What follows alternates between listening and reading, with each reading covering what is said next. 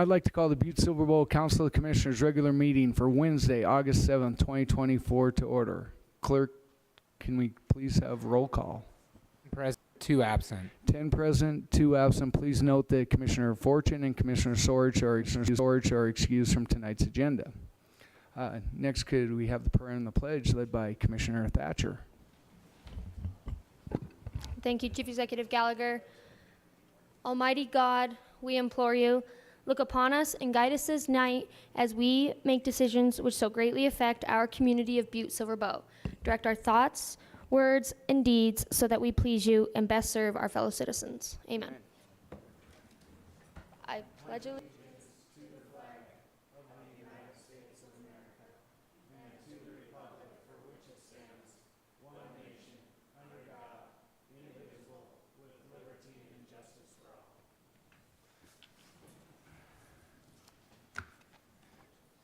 Next, we'll move on to any public comment on any item on tonight's agenda. If you'd like to speak on any item on the agenda, please come forward, state your name, address, and the item that you'd like to speak on.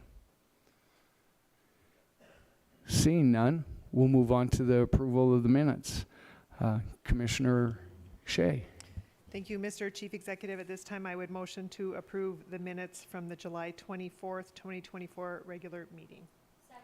We have a motion and a second to approve the minutes of the July 24th regular meeting. Is there anything on the question? Could commissioners please vote?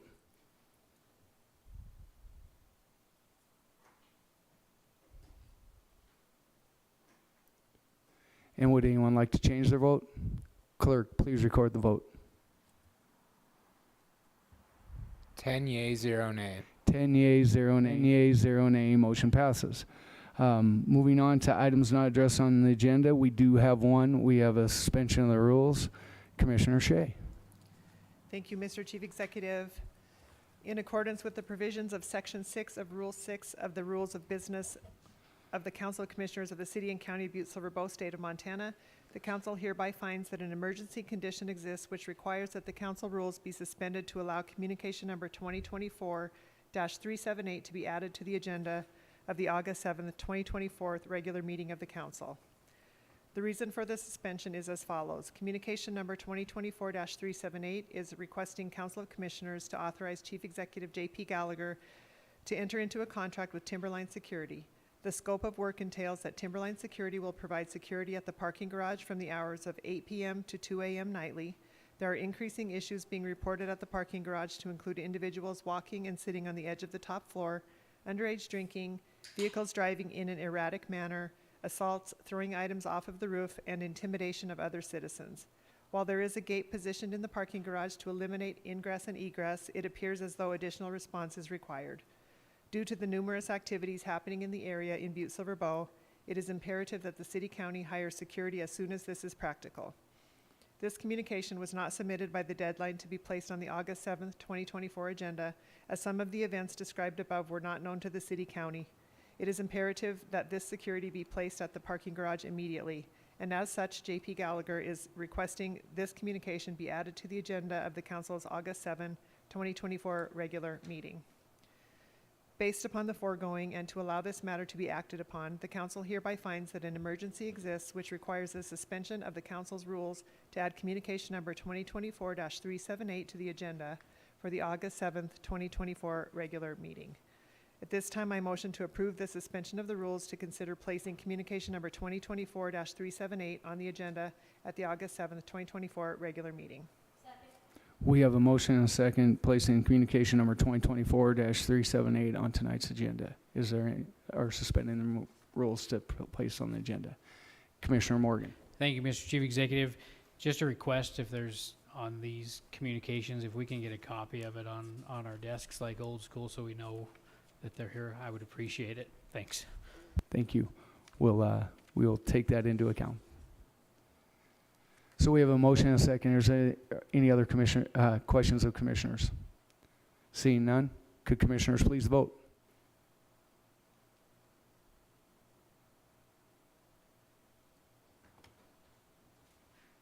And would anyone like to change their vote? Clerk, please record the vote. 10 yea, 0 nay. 10 yeas, 0 nay, motion passes. Moving on to the Chief Executive's report. We all know that this weekend we have Honorary Raw kicking off on Friday. Should be a fun-filled festival this weekend. So I invite everybody to come up attend Friday and Saturday. Sunday will be the Mass, kind of concluding up at the original mine yard. So all the activities are going to be at the original. We will have the flag raising and proclamation on Friday at noon here at the courthouse.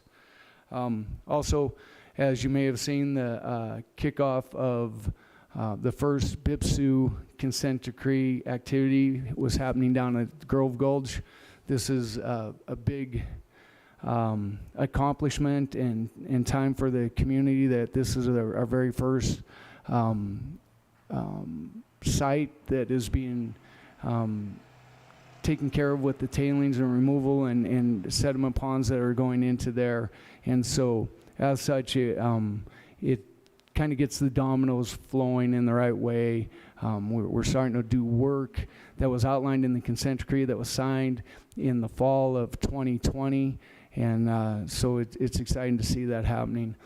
Some of the people have asked why what is the rationale behind why the waste is going to go to Butte Reduction Works. That's going to be a holding place for it. It'll be maintained and managed at Butte Reduction Works for such time. For one, it was originally supposed to go to the mine repository, but we have work going on in Excelsior, and so there's been concerns about trucks on the streets going up Excelsior and how it would get up there. So this is a holding place for it, but it also gives us some time to get the repository taken care of and lined out to the place that has been most talked about, and taking that waste to the Berkeley pit.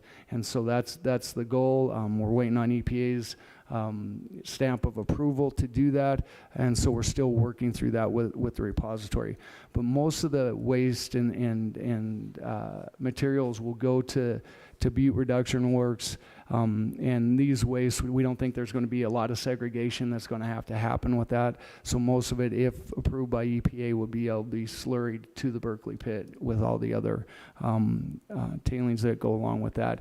And Butte Reduction Works is another part of the BIPSU site, so it really is a managed site as well. So just kind of update you on what's going on with that. But that was a big day to start the very first project in the BIPSU and the consent decree. So really excited about that happening. And so with that, I'm going to move on. I know that I just want to give people a little bit of forewarning. We were having a little bit of technical difficulties. If we happen to go offline, we'll work on that to keep everything going. But if it happens to go offline, we have had some challenges today. So that'll wrap up the Chief Executive's report. Next, we'll move on to the consent agenda, but I'm going to move one item in front of the consent agenda. And so I'm going to move Section 2, communications to be read and acted upon ahead of Section 1 tonight. So Section 2 is communication number 2024-363, JP Gallagher, Chief Executive, requesting Council of Commissioners concurrence in the appointment of Karen Hassler, 2735 Aberdeen, Butte, Montana, 59701, as the Director of Finance and Budget Department. And so before we go on with this, I just kind of want to just make a statement about this appointment. And we went out, Karen, when we first talked about the finance and budget director job, she was interested in it, but with challenges of family life and the pressures of the finance and budget department, she was hesitant at the beginning to take on that position, but she was willing to be the interim director. Over the last 4 months, she's been on an ongoing interview every single day doing the finance and budget work of the local government. We went through interviews, put it out for people outside the community, in the community. We went through interviews, and there wasn't a candidate that stood out that we felt we could bring into Butte-Silver Bow. And with that, there was one candidate that was there every single day that did stand out and was going through this interview every single day, as I said. So it's under my discretion that I am appointing directly Karen Hassler into this position. She has accepted, knowing what the rigors of this job are. She's carried us through the finance and budget for 2025, coming through this, and has been remarkable in her preparation, and I think you've seen that in the meetings that we've had here. So with that, I'll pass it to Commissioner Shea. Thank you, Mr. Chief Executive. It's really my honor to be able to make this motion. At this time, I would make a motion to concur with communication number 2024-363 and place it on file. We have a motion and a second. Is there anything on the question? Could commissioners please vote?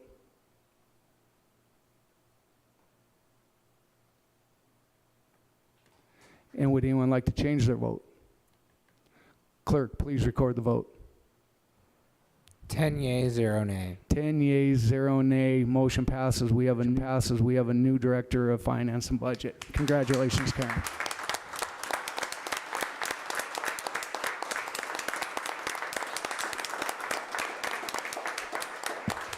And so with that, I would like Karen to be able to just come up.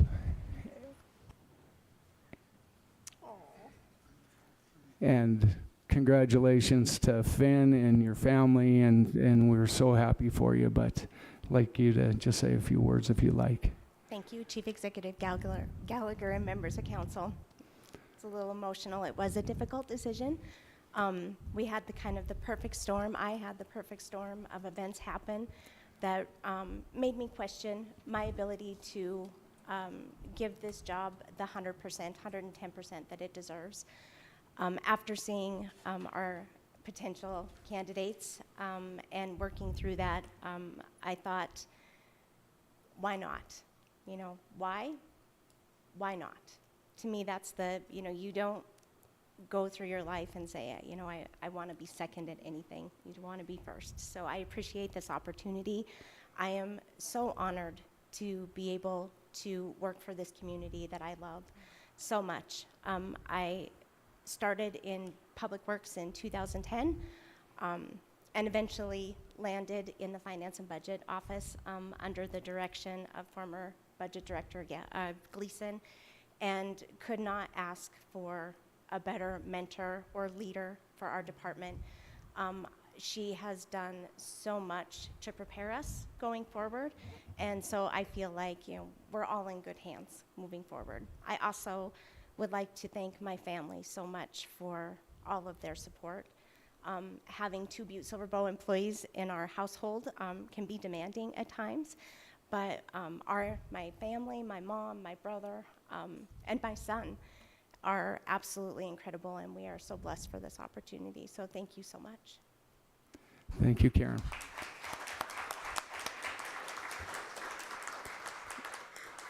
And I don't know if any commissioners have any other words, but thank you, Karen. It's been fantastic, and you're right. You had a great mentor. You have a great department, and under your leadership, I know that we're going to do wonderful things in this community because of you.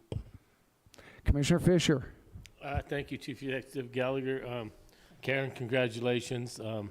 In my tenure on this commission, I've been on the Budget and Finance Committee every term, and Karen has filled the shoes of the highly respected Danette Gleason, and I look forward to doing a fine job for our community. And her training with Danette is just, it's so valuable. I mean, you can't even find in person, like you said, looking for this. It's not an easy job to take on. I hope you and your family can feather through this for the years, because it is a lot of work, and it's all summertime work when you should be camping and enjoying things. So done a great job on the 25 budget, so congratulations. Look forward to working with you for the next 4 years. Thank you. Thank you, Commissioner Fisher. And she got a successful baseball player that takes up some of her time, so that was congratulations to Finn for what he accomplished this summer as well. So congratulations. Commissioner Thatcher.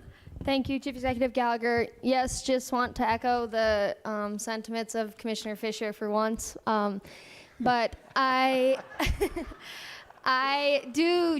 have appreciated getting to work with you, especially over this budget. I felt like I've learned a lot. We've probably learned a lot together through this, and so I do think we are in very capable hands, and I understand the rigors of the department. Well, I don't, but I see that you have to put yourself into those, and so I'm just very grateful that you decided to make this decision and make this jump for yourself, your family, but for our community too. So thank you, Karen. Director Hassler, thank you. Thank you, Commissioner Thatcher. All right, with that, we'll move on to section 1. And if you would like to go out and celebrate with your family real quick so they don't have to stay out here, you'll probably have to come back in, but go out and celebrate, take some pictures with your family, and congratulations, Karen. Moving on to section 1, the consent agenda, A, 1 through 4, and B, 1 through 19. Do we have any friendly amendments and/or segregations? Commissioner Shea. Thank you, Mr. Chief Executive. I would like to make a friendly amendment to item number 11, communication number 2024-369. That recommendation should be referred to the Personnel Committee rather than concur and place on file. Okay, so that friendly amendment is to refer to the Personnel Committee. Yes. Thank you. Okay. Commissioner Thatcher. Thank you, Chief Executive Gallagher. I would like to just segregate out of the Committee of the Whole report, communication, or no, item number 4, communication number 2024-351. Okay.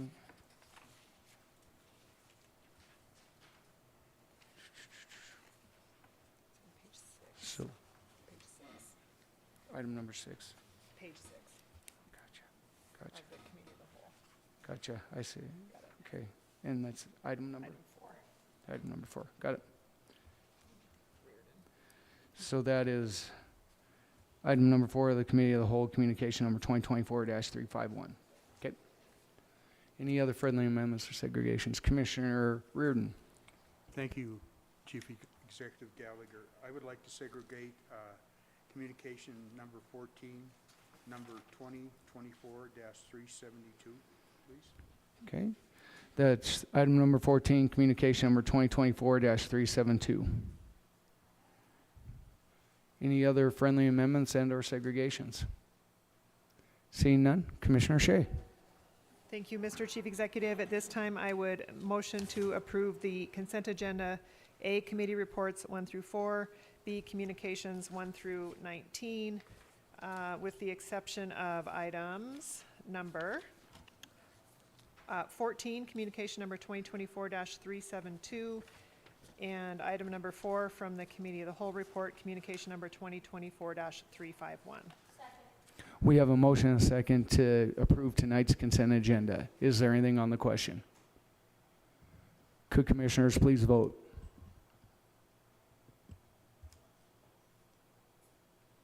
And would anyone like to change their vote? Clerk, please record the vote. 10 yea, 0 nay. 10 yeas, 0 nay, motion passes. Moving to item number 14, communication number 2024-372. Chad Anderson, Department of Reclamation, Construction Manager, requesting Council of Commissioners authorization to have Chief Executive Gallagher sign a construction agreement with Ponderosa Excavating LLC for soil remediation activities at residential homes where contamination exceeds location action levels for lead, arsenic, or mercury. Commissioner Reardon. Thank you, Chief Executive Gallagher. The reason I segregated, I guess you could say basically 14 through 17 is I don't know if the other commissioners read the agreements of the way that was set up. The agreements look good. The only thing that I didn't quite see fitting, or maybe I'm wrong, is in the contract as such and all that, it was stated that the salaries for these people would be posted on the job on the side of a trailer. And I think that was the content of the agreement. And I think no doubt this cleanup work is going to get more and more how should I say, busier. And I think that it should be included in each separate contract. I mean, are these wages Little Bacon Davis? Is there a special wage for cleanup with the ARCO process and that, rather than going to work for somebody and finding out what you're gonna make with the posting on the trailer? And if we could find that out, I know Mr. Anderson isn't here and all that, but I think it would save a lot of issues, especially as these, well, maybe, Yeah. I think we could have Director Hassler come up and address maybe some of these questions, if you may. Is that all right, Commissioner Reardon? oh, yes, Okay. yes, I just want to Okay. make sure it's right. You know, Okay. Thank you. Absolutely. So, welcome, Director Hassler. Chief Executive, members of council, for the record, my name is Eric Hassler. I'm the Director of the Department of Reclamation and Environmental Services. I have to admit, I didn't catch all the questions, so can you please ask them again? Right. Well, Yeah. Go Oh, yeah. Sorry. Commissioner Reardon. when I read through these contracts and stuff like that, I mean, we had a pretty good influx years ago on this and all that. And in the contract, it's been presented to the 3 or 4 entities that are involved in the subcontracting. There's basically no wage per hour or anything. The wage stated in the 2 that I read, and the continuity of it, is it gave a price and said that the wage would be posted on the side of the trailer at the job site. And I think it's very imminent that when we're dealing with subcontractors and hiring employees through a process, that they know exactly, like I said, is there a special rate for cleanup projects, or is it Little Bacon Davis wage? What are the benefits with it and all that? I think that should be provided in the contract to clarify what's going on for not only Butte-Silver Bowl, but for the contractors taking on these projects right off the bat, so there's no question. Thank you, Commissioner Reardon. Director Hassler. I'll start with the Davis-Bacon, or the dedicated wages, if you will. There is not underneath the Superfund law, so that's why we run these contracts with the private contractors. It is on them to determine their wages and benefits. We are a cost and carry type bid, if you will. It's a start the project, finish the project, and what it takes you to do is much. Most contractors that are working with us are very small. We don't attract the larger contractors. Most of them don't even meet the requirements for, say, workers' comp insurance. We have to ask for a waiver. So I don't know what section of the contract that you are referencing on this notification of the salaries. If so, that is something that's a discretion we'll have to fix going forward. I didn't catch it. It's on 6A, labor relations, and it's the continuity is through all the contracts. That does not match this page 6 of the contract that I have in front of me for Ponderosa. It's on Okay. page 2, Okay, so Section. yeah. Section 6. Oh, I apologize. That is a discrepancy that we'll need to close, and we'll have them start doing that from this point forward. Well, it happened here in. Hold on. Oh, I'm sorry. You're all right. It was my mistake because I didn't do it properly the first time. Commissioner Reardon, go ahead. Here's where I'm getting at, Eric. I mean, it just clarifies, you know yourself, you've been around for a while. And I know some of these contractors start out small, but years ago and all that, if you remember, a guy named Wasley started out small and it ended up being a multi-million-dollar contract. Commissioner Reardon, can I have you speak into the mic? I don't think it'll okay. broadcast very well for us. You know, it turned into, so it's better, what we learned then through that process, I was on, you know, basically on the labor side, is that it's better to be prepared. Then we know that wage rate should be continuous all through these contracts that are being let and what the benefits are, you know, and then it saves, you've been around, you know what I'm saying. It's just that the continuity is so important, especially with these smaller guys, and maybe 1 out of 3 or 4 will be another really successful contract. And Commissioner Reardon, Director Hassler. Commissioner Reardon, I agree. I apologize. This is a discrepancy that I have overlooked within this contract, and we will remedy it going forward. All right, no, it's no, I just wanted to, I think it'll pay off down the road. Thank you, Commissioner Reardon. Thank you. Okay. Would you like to make a motion here? Yes, I would. I would like to make a motion. I'm sorry, Commissioner Morgan, did you have a question? Sorry, Commissioner Morgan. Thank you, Mr. Chief Executive. Commissioner Reardon, just on the question though, I was trying to call up the contract really quick to look at the language that you were referring to. Is it in the contract that they have to publish the wages on it? Commissioner Morgan, Commissioner Reardon. The last time when they really kicked off, there was a wage. And that's what I'm saying is that I can't really believe that, you know, with these smaller contractors that we might have one guy paying a laborer $18 an hour and they're gonna need a few laborers, and you go to the next guy, if there's, you know, we have wage laws, but we have to have everybody on the same continual basis. And I believe there's a basic wage. It might be and maybe it's changed, I could stand corrected.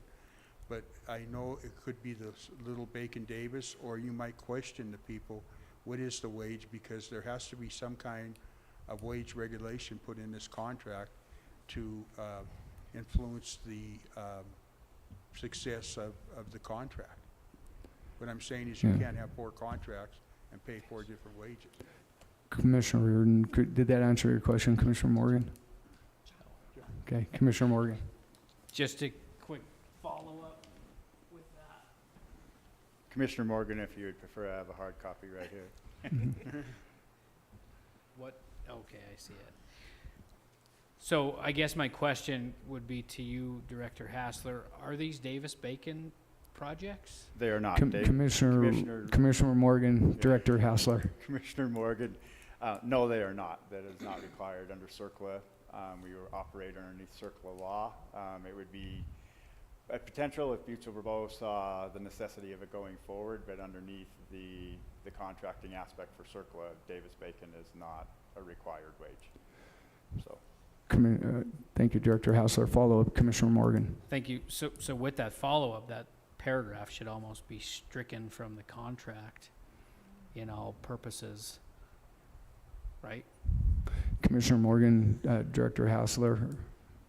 Commissioner Morgan, Chief Executive, I would agree, or we need to rectify the missing information that language calls out. It's whatever this body would prefer to see going forward in regards to contracts we can implement. I believe what probably happened is this is a carryover from a contract that, you know, kind of a copy and paste error, and I apologize for that, where a prevailing wage was required. You know, it was a different funding source.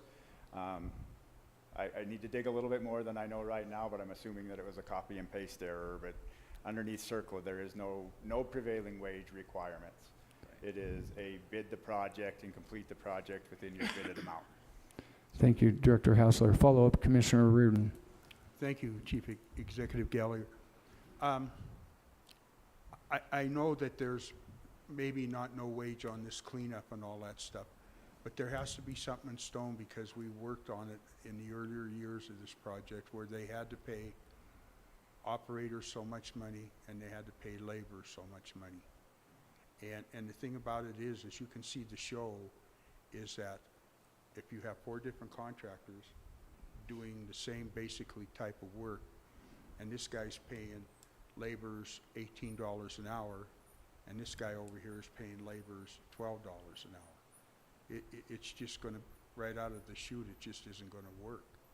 So I think that what I'm asking of you, Eric, is that basically you get with your, you know, with your cleanup people and all that. And I know there's literature on this that we've done in the earlier years. It's just basically a wage that these people should be paid continually through these contracts. I think it would save a lot of issues. Thank you, Commissioner Reardon. Commissioner Thatcher. May Okay, you want to answer that? Okay, Director Hassler. Chief Executive, Commissioner Reardon, I believe the efforts that you were speaking to that we worked on in the past were underneath a federal program that was authorized through HUD that did require those. Our in-house crews are all union crews that do have a minimum salary associated with it. These are private contractors, and I'm afraid that we may be putting some regulations on them that might be a little outside of the box. I don't know that. I mean, they are independent private contractors. That I hate to ask the county attorney, but I would want to make sure beforehand that we weren't putting something on them that wasn't justifiable.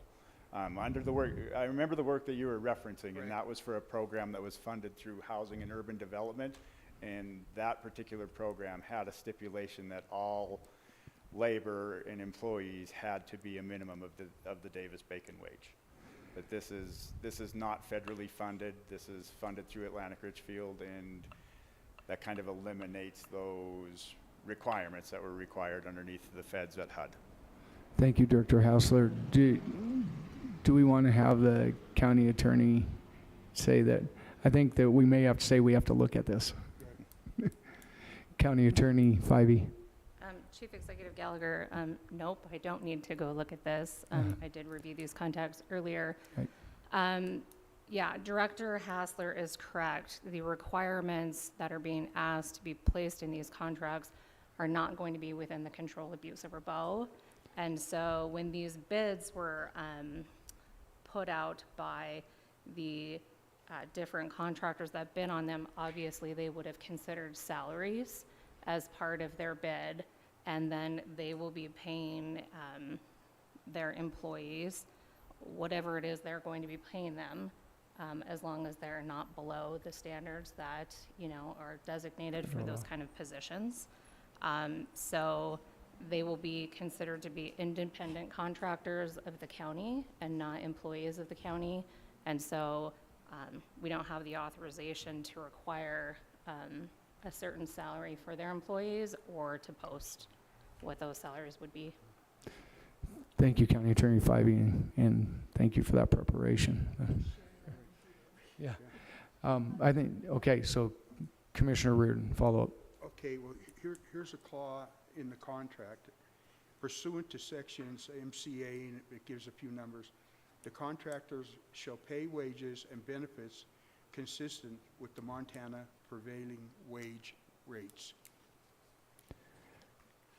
Commissioner Reardon, so with that, I think that the language was a cut and paste, and there was language that was put in there that probably is not applicable to these contracts, is kind of what I'm thinking, but we will need to have these contracts, I guess, amended to validate what the requirements are under the law of an independent contractor.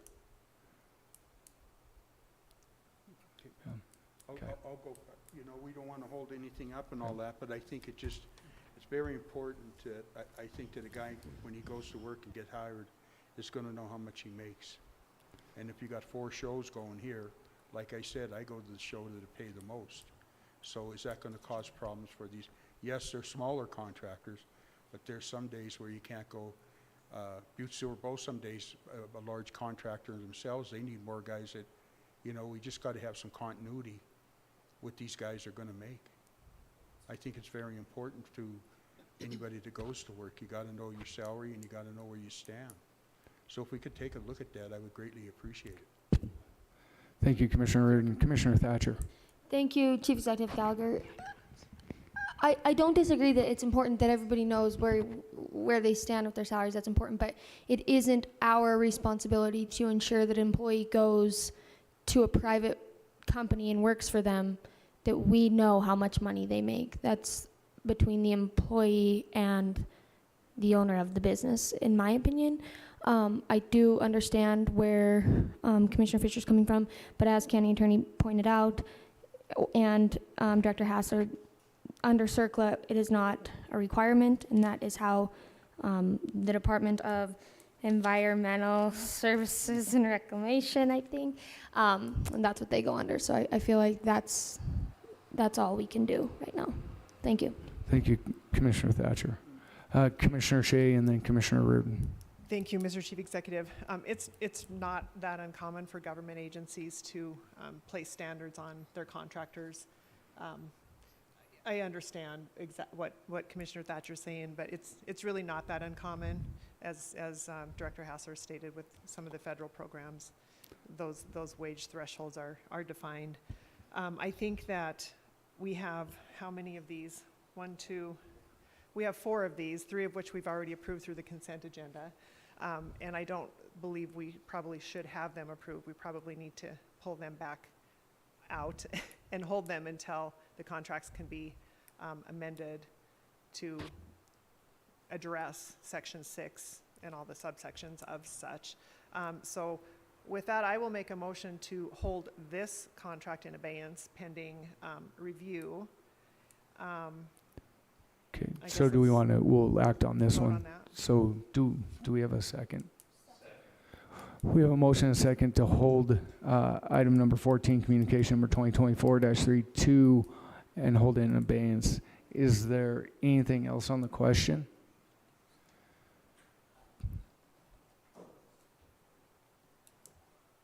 Okay, Director Neary, I think, has some information that maybe could bring some light to.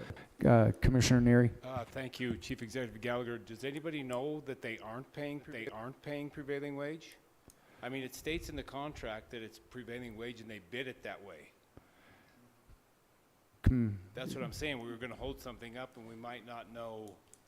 If it states in the contract that it was bid prevailing wage, then the contractors have to bid prevailing wage. Thank you for that information, Director Neary. And so, yeah, if we entered into the contract the way it's stated in there, probably did have to address that within these contracts. Commissioner Reardon. One more time and I'll shut up. I just think that if they are going to pay the prevailing wage, every contract that I've seen dealing with labor, the wage is in the contract. When you let the contract, it's an agreement between the entity, correct, and the contractor doing, Mark does a lot of this stuff.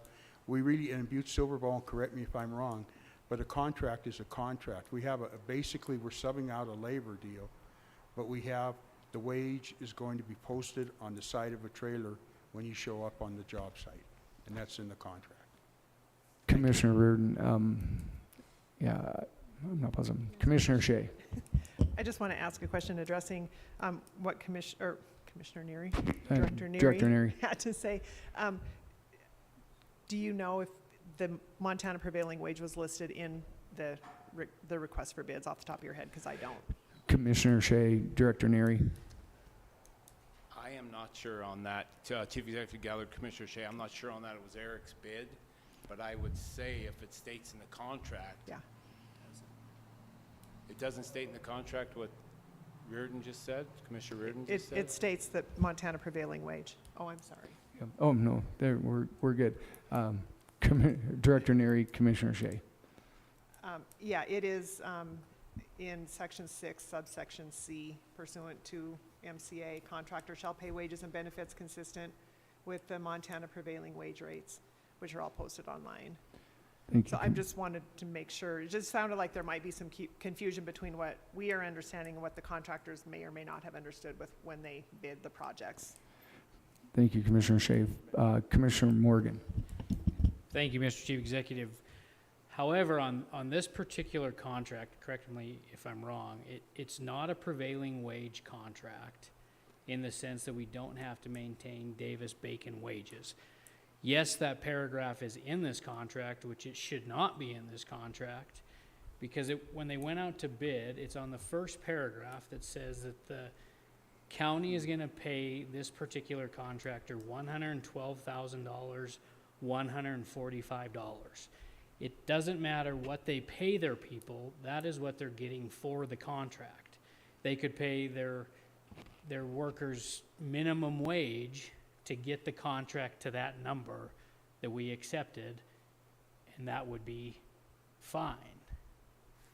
So even though that paragraph is in there, which it shouldn't be in there, this is not a prevailing wage project. Commissioner Morgan. So Director Hassler.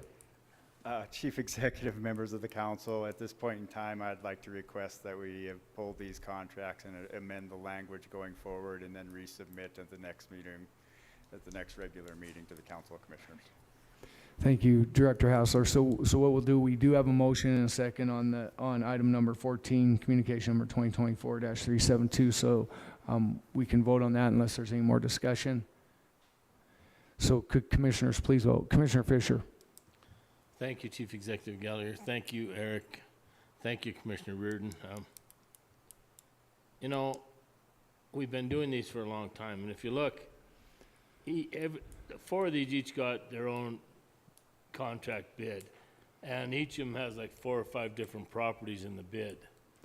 So I just don't know if Butte-Silver needs to get into the midst of this. I kind of agree with Commissioner Thatcher that, you know, if I bid a contract and I get the contract, it shouldn't be the government's decision on how much I pay my employees.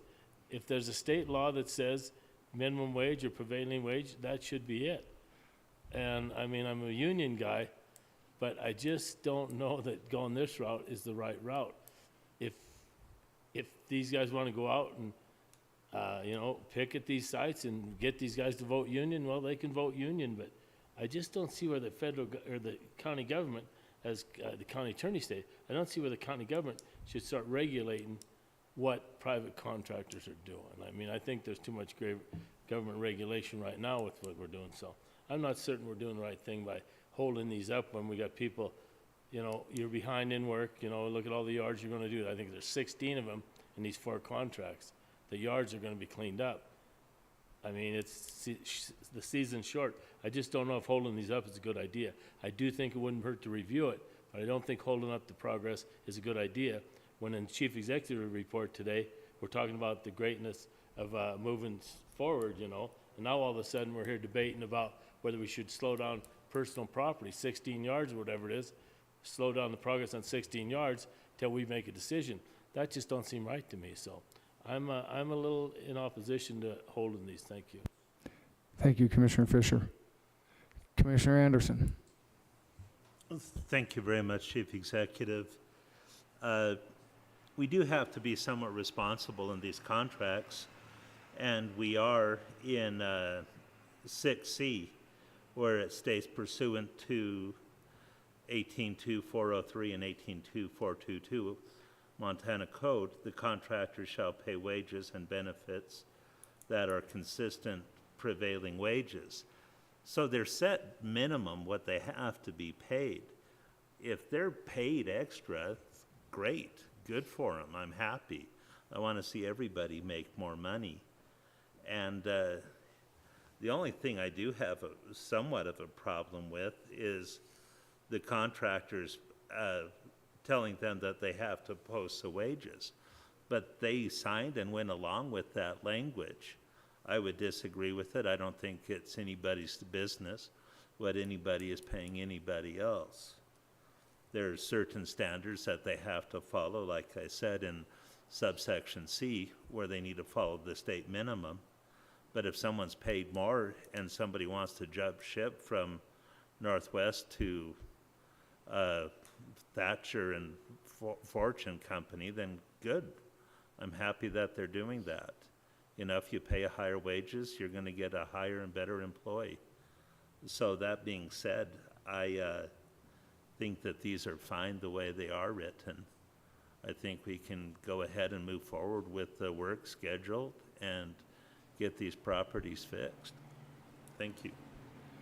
Thank you, Commissioner Anderson. So with that, we do have a motion. Okay, Commissioner Morgan. Thank you, Mr. Chief Executive. Being that that's paragraph or that section is what's stalling us all for these contracts, in light of what Commissioner Fisher has said, by stalling these, I mean, you figure the contracts aren't going to be able to be approved for 2 more weeks, which could get farther down the road. If in fact these jobs are not required to follow the Montana prevailing wages, county attorney can weigh in on that if so appropriate. I would make a motion that we approve this contract, but we amend it to strike number 6, which asks for the requirement for the labor relations that the contractor post the statement of all wages and fringe benefits on the job trailer.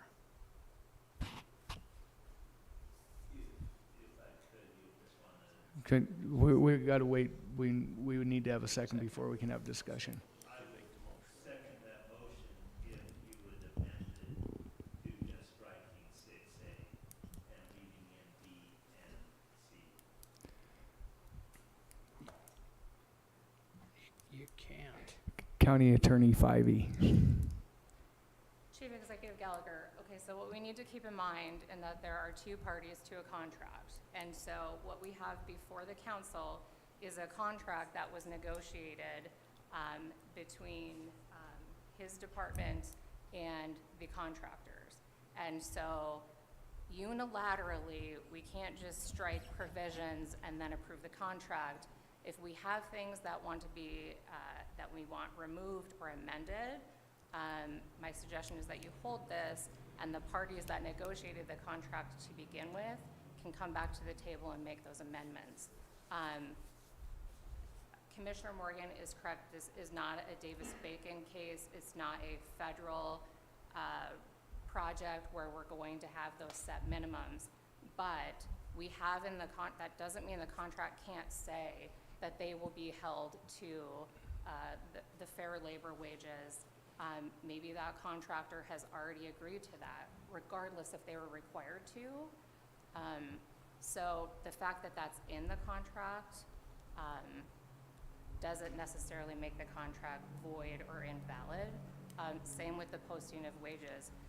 Again, both parties get to review this contract before they sign it, and so the other party also has seen this contract, and maybe they're okay with posting that on the side of their trailer. Like, we don't know that, and the only way we would know that is to be able to make proposals to the other side versus unilaterally striking portions of a contract and then approving it.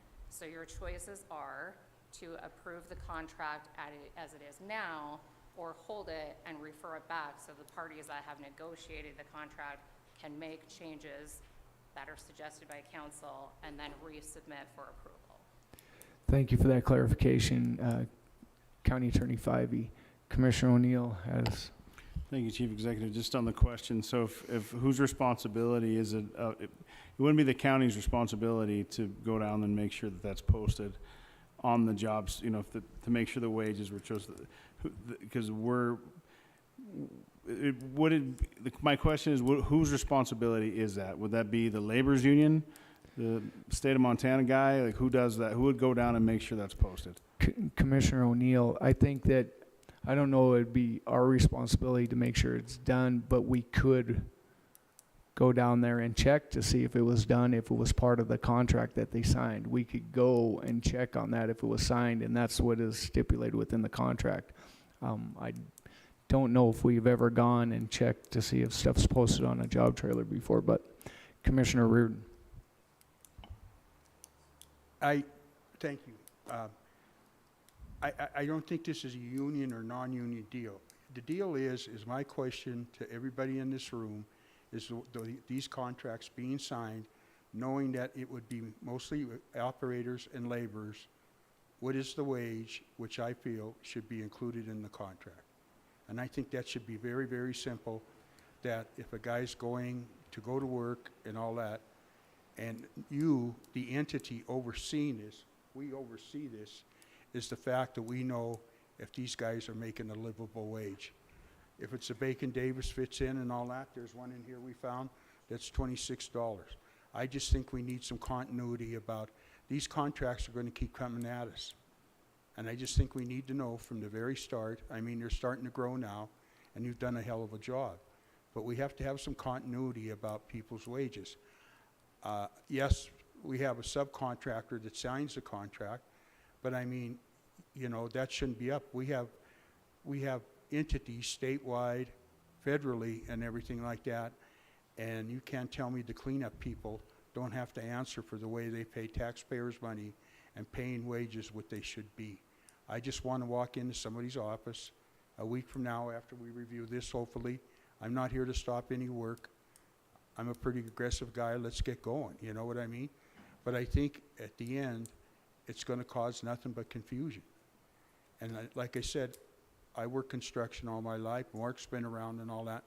When you walk through that door, you know exactly. When you go to work for Butte-Silver Bow, different deal, mostly union and all that. But even when you go to work non-union, you walk through the gate, you know how much you're gonna make. And I think it's important that the people overseeing and appropriating these contracts know, and also the people that are performing these contracts know what they gotta pay. And that's it, I'm done. Thank you, Commissioner. And Commissioner Shea. Thank you, Mr. Chief Executive.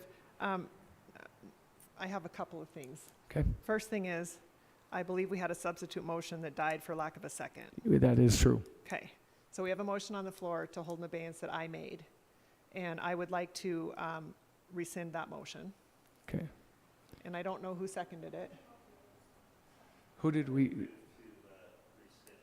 You seconded it? Okay. Okay. Okay, So thank you for that. We are rescinding the, So and it's been rescinded by The first and the first and the second, okay? Thank you, Commissioner Anderson. Secondly, after listening to more of the content, the contract to me looks and sounds just fine. Both parties have reviewed it. Montana prevailing wages quoted in the contract, and I just right now looked up the Montana prevailing wage and I can see what the wages are. As far as posting wages on job sites, there's a lot of reasons that entities are required to do that. And none of them are based in a desire to control the contractors. A lot of it has to do with people not understanding how their pay stubs work. People not being able to, maybe they can't read well, and they get taken advantage of on job sites in some of these bigger communities on these types of jobs. There's a lot of really valid labor-related reasons that employers are required to post their jobs. We are required to post minimum wage posters everywhere, so that's not that unusual. After all the discussion, I think the contracts are fine, and I agree with Commissioner Fisher. We need to move, and holding it up doesn't do anybody any favors. If they need to be amended, both parties can come together and bring that back to the council. So I would make a motion to concur and place on file with communication number 2024-372. We have a motion and a second to concur and place on file communication number 2024-372. Is there any more discussion? Seeing none, could commissioners please vote? And would anyone like to change their vote? Clerk, please record the vote. 9 yea, 1 nay. 9 yea, 1 nay, motion passes. Motion passes. Moving on to communication. Item number 4 out of the Committee of the Whole, communication number 2024-351, Karen Hassler, interim finance and budget director, now finance and budget director, requesting council commissioners to refer the fiscal year 2025 preliminary budget to the Committee of the Whole meeting on July 31st, 2024 for further discussion. Commissioner Thatcher. Thank you, Chief Executive Gallagher. Thank you, Director Hassler, for being here. I just was hoping maybe we just got another hefty sheet of amendments, so I was hoping maybe you could touch base on it. Thank you. Thank you, Commissioner Thatcher. Welcome, Director Hassler. Thank you, Chief Executive Gallagher, members of council. You're getting a double dose of Hasslers tonight, so. Handed out on your desk this evening was a two-sided page or list of amendments to the budget. We had discussed in the past several weeks how this is a preliminary budget and there would be amendments coming that would adjust the total overall budget for fiscal year 25. The biggest changes that you'll see in this amendment sheet are the transfer of funds from the ARPA dollars that we received. So a lot of our ARPA dollars were committed as match for water and metro sewer projects, but we did have additional funding that has been used over the course of the past several years. One of the requirements of the ARPA funds is that they need to be not only committed but under contract by December of 2024. So that gives us a pretty tight timeline to get the remainder of these budget, or these dollars spent. The government has just issued some, rulings regarding the commitment versus the contract. So they don't want communities saying, yes, we've committed these dollars. They want them under contract, just to have the ability to claw back any unused dollars. And so we certainly don't want to send any of this money back, especially when it could be so beneficial for our community. So we can kind of go over some of the highlights of the list. Some of these items might look like they're duplicated. One of the things that stands right out to me is the body scanner. We initially had the body scanner for $200,000 budgeted in the Sheriff's Department, and it should actually be in the detention center. So it's just a movement between those two different funds. A lot of these also are grant-related funds for the health department. So as we have moved past our year end and we're reconciling these grants, they don't always fall in line as with our fiscal year. Some of them are on the federal fiscal year, so we have to re-reconcile them and say, initially we thought we had $30,000 to spend in the next couple of months, but we only, maybe have 25, depending on how the year-end numbers look. So you'll see those adjustments. Under the second column is the department of the budget, so a lot of them are related to health department. We also have some additional transfers. So the funds, the ARPA funds, these projects might be budgeted in one department. So I'm trying to think of a big one. The body scanner for the detention center is one. There are some, the $500,000 for bathroom or restroom upgrades in the courthouse is another. There's $500,000 for window replacement in the courthouse as well. We all know that our building is beautiful and historic, but the windows are failing. And there is some danger of the windows falling in on people. So we want to make sure that that's a priority. I think that we have several improvements that we want to see happen in the courthouse. And so you might see another change where we kind of lump these dollars together as well. So I'd like to add to that, working with Director Hassler, we're putting it in as courthouse improvements and lumping it together, so that way we have some flexibility if we're not able to get one project totally under contract, say in the windows or whatever, and we can expand on the bathroom project or on other things, that we're able to have that flexibility rather than having it dedicated and then have to come back through the budget process and say, well, we're amending that language to adopt it to something else. So we're working through that as we move forward. Commissioner Thatcher. Thank you, Chief Executive Gallagher. So on that point, on the general fund transfer from ARPA County, transfer in from ARPA County, blah, blah, blah, $585,411. Or no, those are the Civic Center ones. I'm not worried about those. I'm worried about to fund miscellaneous capital purchases in general fund. Is that what you're referring to? Or how do we just say, oh, we just want to take this ARPA money and fund miscellaneous projects if we don't have specific projects to fund? Commissioner Thatcher, we do have projects, but the question is especially with the windows, because of the historic nature under the windows, there is a risk that we wouldn't be able to get them under contract because we got to go through SHPO, we have to go through here. And so if they don't approve a project and we're not able to go out to bid for that project, then we would have tied up that money and we have a risk of losing it. So by doing that, we have some levity. We know that the bathroom projects, we're hoping that we can get the two under 500,000, but there's also all the other ventilation, plumbing things that we had the full project of the courthouse, also sidewalks and other things that we will be able to get under contract. So that's why we're making it more of a courthouse improvement, and we'd be able to get those projects under contract. Yeah, Commissioner Thatcher. Okay, and I get that part, but I'm just saying as far as federal guidelines, I can understand that $500,000 is committed to one project, 500 to another project. As far as federal guidelines in meeting that deadline, how do we say just miscellaneous purchases in general fund? How can we categorize it like that if it's not allocated to a direct thing? That's my question. Commissioner Thatcher, Director make sense? Hassler. Does that make sense? Yeah. Yes. Okay. So Chief Executive Gallagher, Commissioner Thatcher, that says miscellaneous, but we do have projects that are specifically tied to that. We also have under our ARPA funds a $10 million revenue exemption.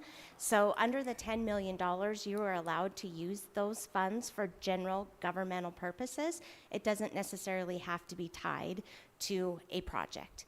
And if you look in the fiscal year 24 budget, we also had $500,000 in there for general fund capital that we did use this year just for that purpose. So this would, the general fund, there's $40,000 in improvements to the animal shelter that they, on their own, couldn't afford to do this year.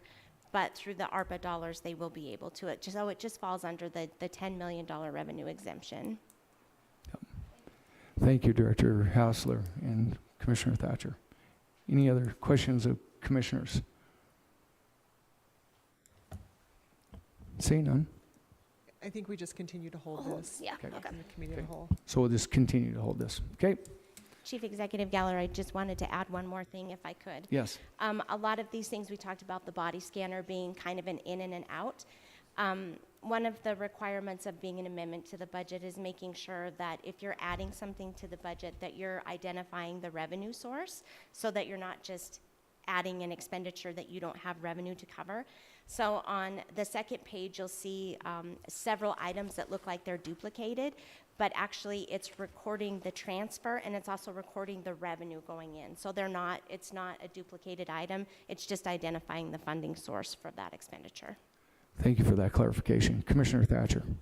Thank you, Chief Executive Gallagher. I do think I have to make a motion, though, to keep this staying, even though we want to hold it. So I want to make a motion to hold it in abeyance. We have a motion and a second to hold this in abeyance. Is there anything else on the question? Seeing none, could commissioners please vote?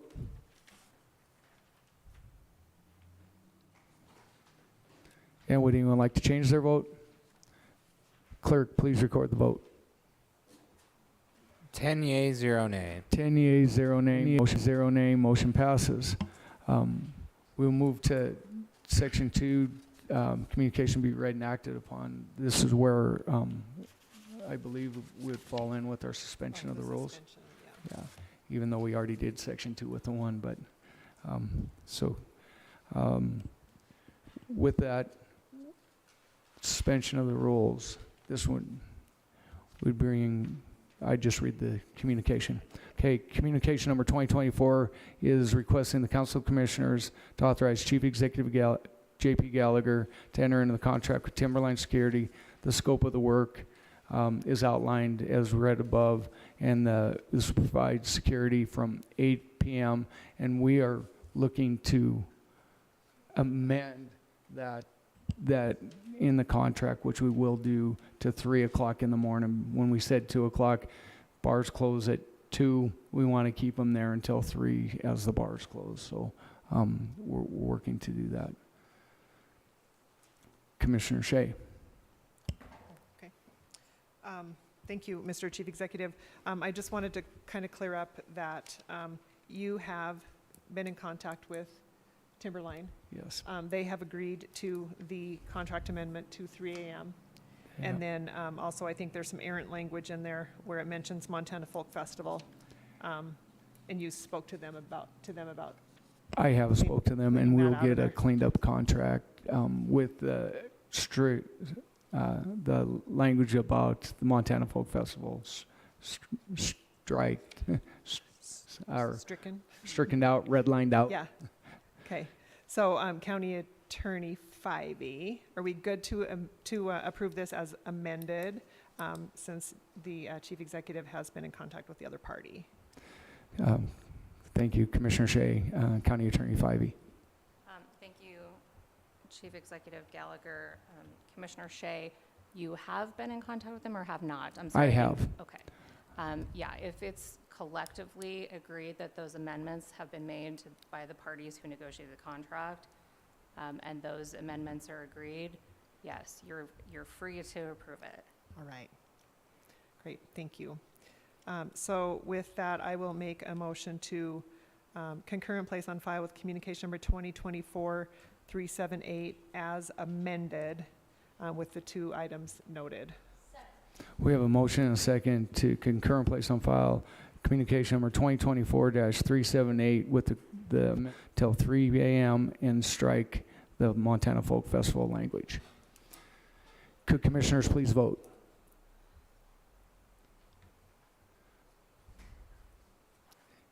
And would anyone like to change their vote? Clerk, please record the vote. 10 yea, 0 nay. 10 yeas, 0 nay, motion passes. Moving on to section 3, ordinances and resolutions for final reading. We have one resolution number 2024-28. Clerk, please read the caption.